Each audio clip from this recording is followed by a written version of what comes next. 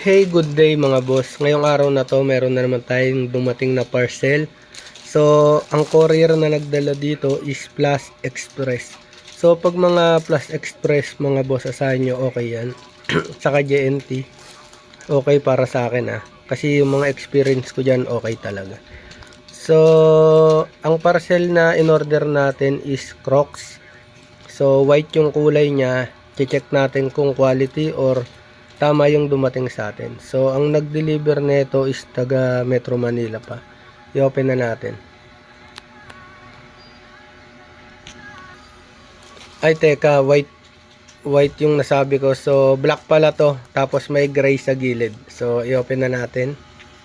Black, gray yung kanyang colorway. Yan, i-open na natin. Check natin kung okay. Yun, no? Kasi sa mga review nito, mga boss, saan ba to? TikTok shop? Sa Shopee. So, sa Shopee namin to in order. So, yung mga review nito is okay naman. Ayan, no? Crocs. Magkano yung price nito?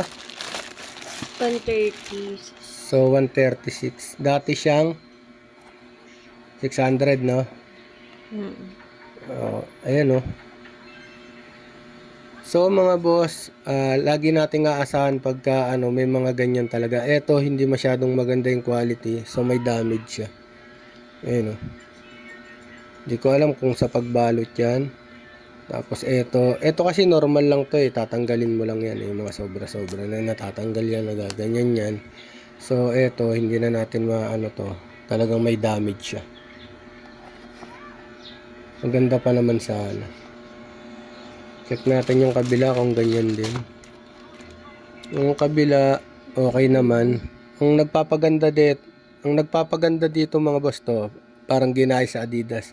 But yung Adidas, alam ko 3 lang Tas puti. So, ayan Ay hindi, 4 rin pala sa Adidas, pero puti. Crocs. Tapos check natin, suot natin kung talagang kasya. And then yung lambot niya. Ang laki. Parang malaki. Laki. Laki.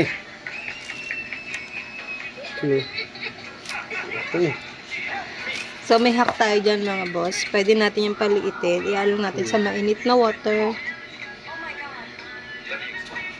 So, ayun mga boss. So, hindi okay yung order natin ngayon. Unang-una, itong damage pinakita ko sa inyo.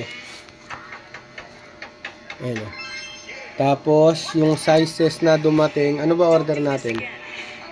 43. 43 naman yung dumating, but malaki yung sizes nila. O yung mga sizing nila sa kanilang Crocs.